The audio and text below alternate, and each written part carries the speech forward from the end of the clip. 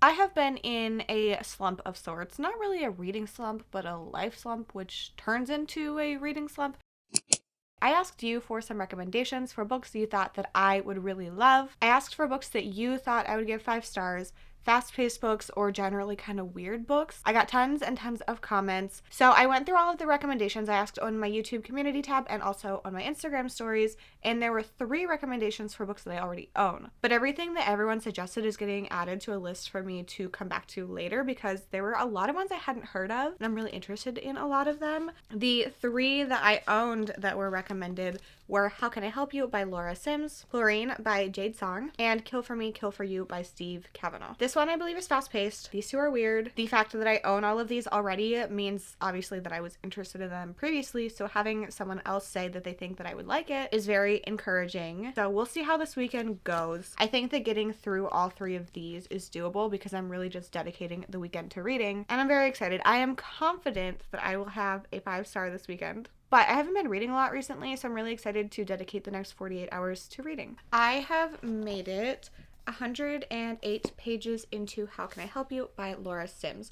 This is a thriller, I guess, but it kind of feels like a not necessarily suspense, but like a drama. So we are following 2 different librarians. One is one that we definitely know more about, at least up to the halfway point. So Margot is the one character, and she has a past that she has hidden. It says her colleagues and patrons at a small town public library know only her middle-aged normalcy, congeniality, and charm.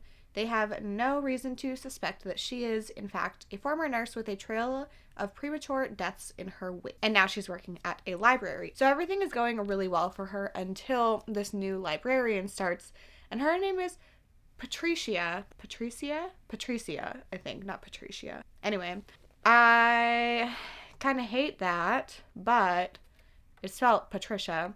Whatever, doesn't matter. It was probably explained, but I've blocked it out of my brain why that's how it's pronounced. But Patricia very quickly realizes that something is off with Margot. They are getting to know some of the things that have happened in Margot's past. Like, we know she is a nurse, and then we are seeing some of these situations start to happen. And then there's something that happens at the library, and Margot seems very suspicious to Patricia, and she's not a journalist. She wants to write a novel, and she starts to become hyper fixated on Margot and what is going on with her. This is typically not the kind of book that I would love, but it's so interesting. The idea of these patients that Margot has dealt with all dying before they really should have. It's really weird, and I need to know more details on that. And then she's just so odd. And then I really like the investigation kind of stuff that is starting with Patricia. So I'm very much enjoying this so far. I feel like at the moment it's feeling like 4 stars, but I'm really, really happy with how this is going. It is currently midnight. Oh my God. I joined Sprints late because I placed an order for grocery pickup and I waited for 40 minutes. I called them 3 times. Nobody picked up. So I went in and I was like, where is the pickup area? So I was very nice about the whole thing, but I went down there. Nobody was in that room, but I saw my cart full of stuff. So I go back down. I was like, can I just take it? And they're like, no, we need to make sure that everything is there. So I had to wait for a cashier to be done. Before that, she told me that there was no pickup orders. I literally saw my cart. So then I had to wait for her to finish checking everybody out. And then she told me that the employee that was working there in the pickup order area had told her that there were no more orders. I guess she could go home. So it wasn't just my order. There was at least another one in there too. So that was the whole thing. I was late and then I had to eat dinner. So I started an hour later, and really I should have finished this by now, but I'm really good at procrastinating. I'm trying to beat this. It's not a reading slump. It's just burnout, which causes me to not want to do anything. But it's not just reading that I don't want to do. So, I don't know. Anyway, so far, so good. I'm currently on sprints, kickoff sprints for Peace Talks on Cassidy's channel. I will be hosting tomorrow, and I'll be on sprints most of the day. I think my goal is to finish this tonight.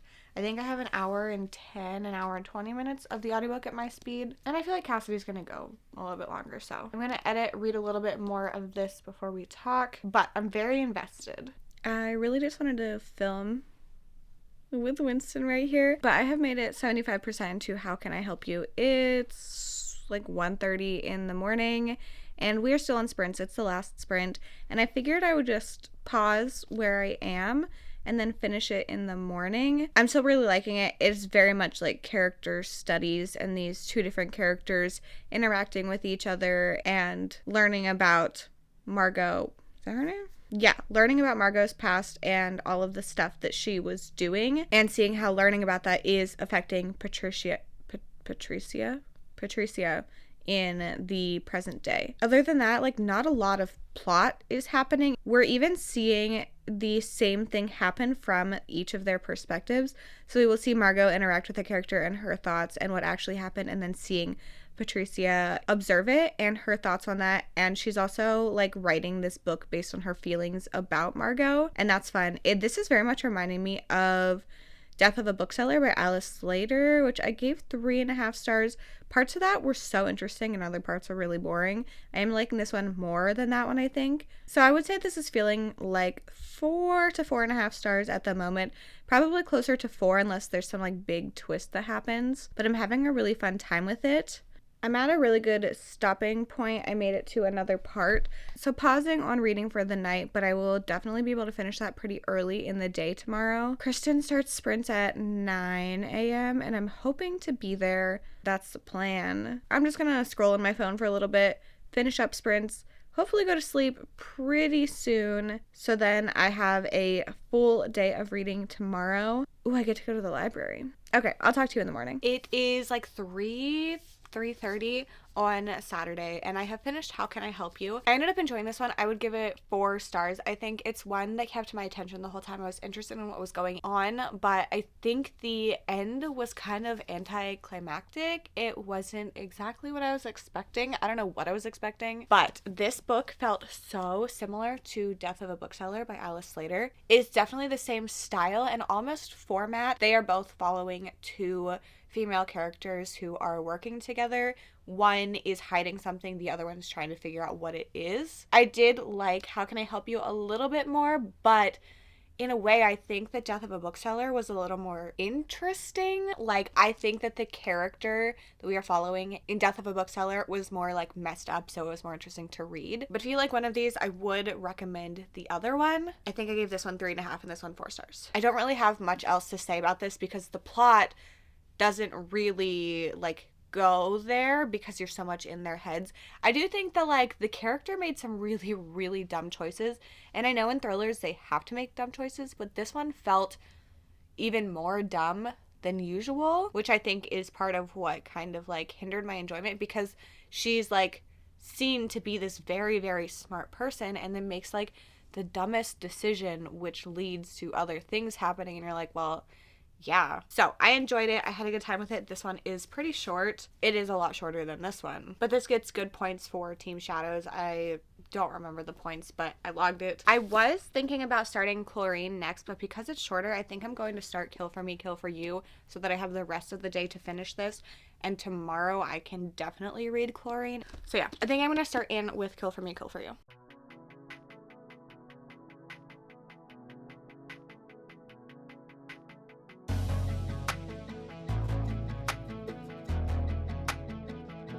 Hey, Bowsy.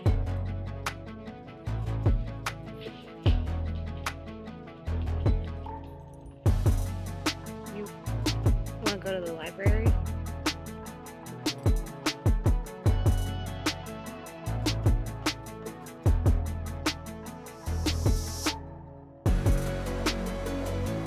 I picked up a mobile order for Lexi. Thank you. Thank you.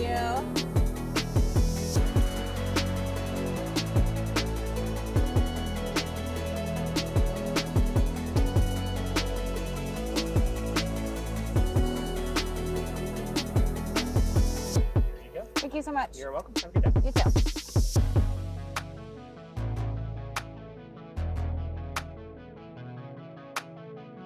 I forgot to check what page I was on because I am primarily listening to the audiobook, but I'm a third into Kill for Me, Kill for You. So far, so good. It is very much reminding me of The Collective by Allison Galen, which I gave 5 stars last year when I read it. So in this, we are following different characters. Let me find their names because I never know. Amanda and Wendy, and they are both looking for revenge against the people that have pretty much ruined their lives and their families. So they have both lost a child due to somebody else killing their kid, but it is an unsolved case, and they want revenge because they are very confident that they know who it is, but there has been no justice served. And that part is very much like The Collective. And then we're also getting Ruth, who lives in another part of the city. They're all in New York City. And she is home alone one night, and then she is almost stabbed to death. And the only thing she really knows about him is like he has these bright, bright blue eyes, and then she heard him say something, and then she wakes up in the hospital, and she very much does not feel safe anywhere ever because of him. So those are the 2 different storylines that are happening. So we are getting Wendy and Ruth and seeing them come together, and then nope, not Wendy and Ruth, Wendy and Amanda. I know who they are when I'm reading. Wendy and Amanda, they're coming together and they are coming up with a plan to kill for me, kill for you. It's a strangers on the train kind of retelling. They literally talk about it in the book. They were like, oh, haha, have you seen this movie? Because clearly they can't just like come out and be like, hey, I'll kill someone for you if you kill someone for me, without like really knowing that this other person is interested in doing that. Because like obviously that puts you in a bad situation if you're like, hey, you want to murder someone for me and I'll murder someone for you, and they're like, no, then you look really bad. So that's what's going on so far. I haven't read many retellings of the strangers on the train thing, which I also have not seen. The most popular one that I'm aware of is The Conworth Killing by Peter Swanson, which I gave 5 stars when I read it a while ago. But so far so good. I'm really interested in this. I'm assuming these 2 separate stories will come together at some point. I have some theories, and I think that this one is going to really, really pick up the pace now. It has been interesting and kept my attention the whole time, but we have been in setup. So at the point of things, I'm pretty sure it's going to be very fast-paced now, and I need that in my life. I am on page 228 of Kill for Me, Kill for You, and I am having a really good time with this one. There's a lot of things happening. We are getting multiple perspectives, and I don't find myself more invested in one versus the other, which does not happen a lot. I feel like usually if we're getting 2 different storylines, like there's one that I want to know the answers for more, and in this one there's just drama with both of them, and it's really fun. There have already been like multiple twists that have happened where you think you know one thing and then turns out you were wrong, or the characters had wrong information and there's pretty bad consequences from that, so they have to figure out how to get out of the situation, and it's really just a fun time. It does feel very fast-paced. I feel like things are constantly going on between these 2 different storylines. At this point, I'm questioning how they're going to connect because I had some thoughts and they're just wrong. They're wrong at this point, but I'm really, really liking this. I think it's fun. I think it's entertaining. It feels very much like a popcorn read and I'm having a good time with it. I wish I had more things to say about the book itself other than it's just fun, but like that's what it is, and it's exactly what I needed right now. I can't wait to see how this wraps up. Another thing just happened and I was like, oh, mistakes were made. I'm going to tell you one more time that this book is fun, and I can't wait to finish it. I have finished Kill for Me, Kill for You, and I think this is one of my favorite books I've read so far this year. I don't know if it's going to end up on my top 10 at the end of the year, because I didn't have any super, super strong reactions while I was reading it like I do with the books that tend to make it onto my top 10, but I think this one was so well done. It was fun. It was entertaining. It was fast-paced. The twists were fun. There were certain ones that I didn't see coming, but it didn't surprise me. And then there were other ones that I was like, oh, didn't guess that one.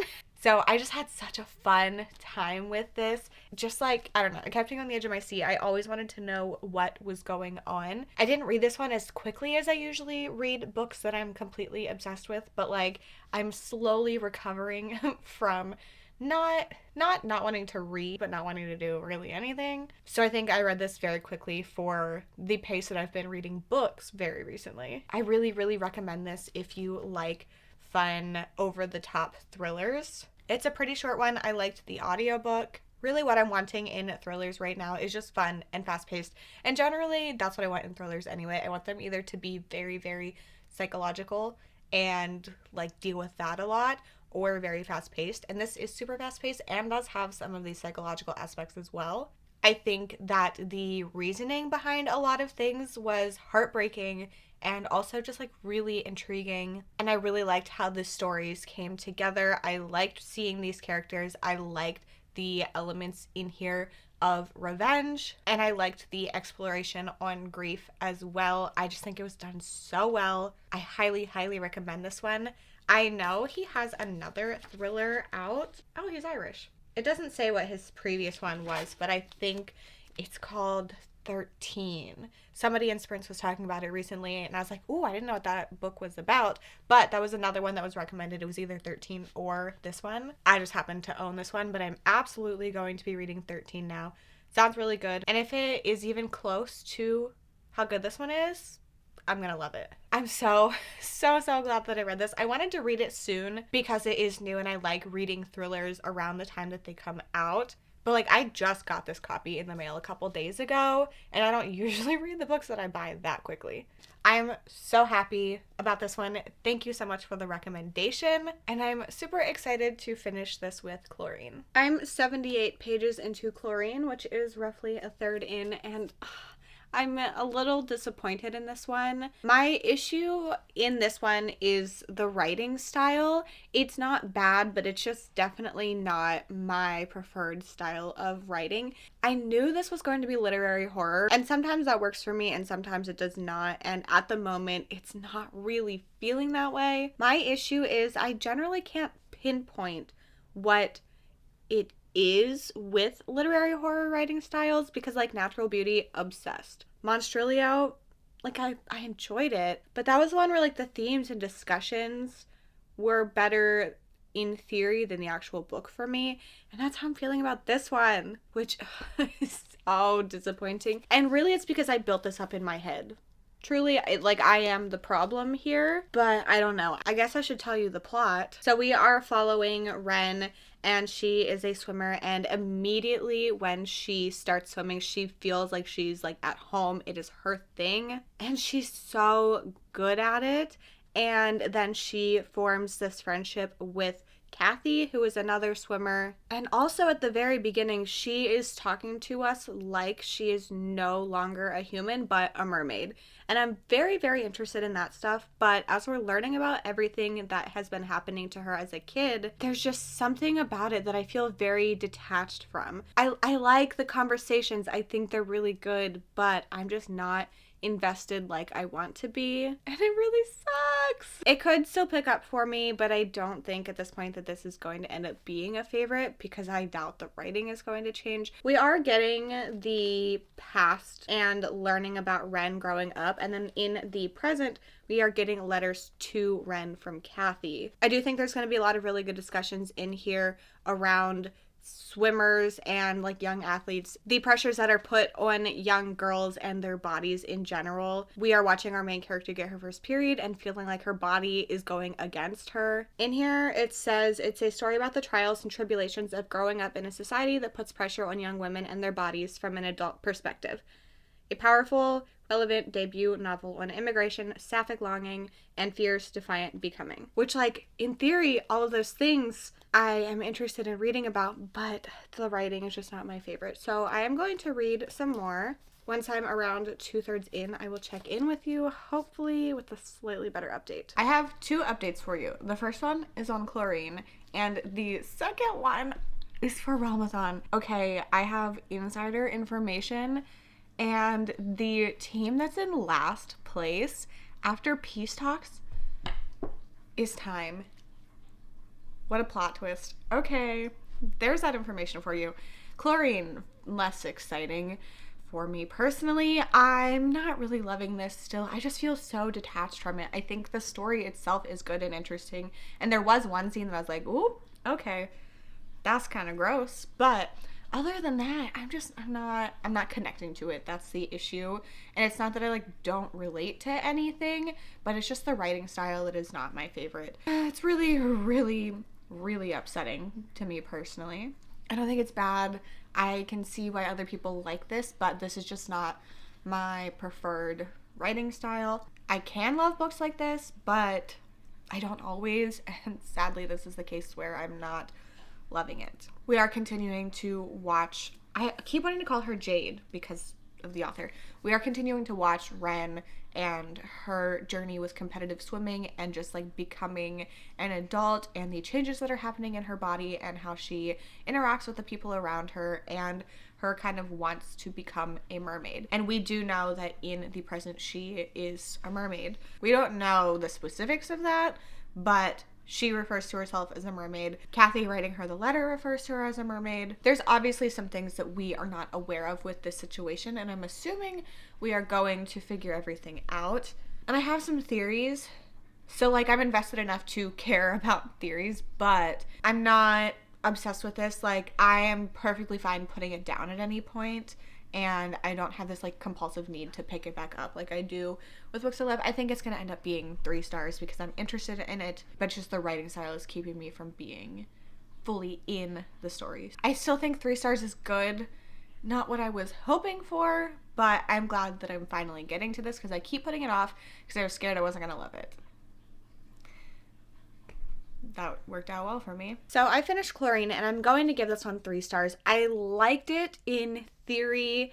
I was interested enough to kind of have some thoughts going on about the book. I was expecting the ending to be a little bit different as well. I wanted a little bit more from it, which I don't usually say, but I don't know. Just the writing didn't work for me. I never felt super invested in anything. Even the really gross stuff that was happening, I just didn't care about. Everything just like, I don't know. And it's so weird because this is in first person, which usually I prefer and helps me feel more connected.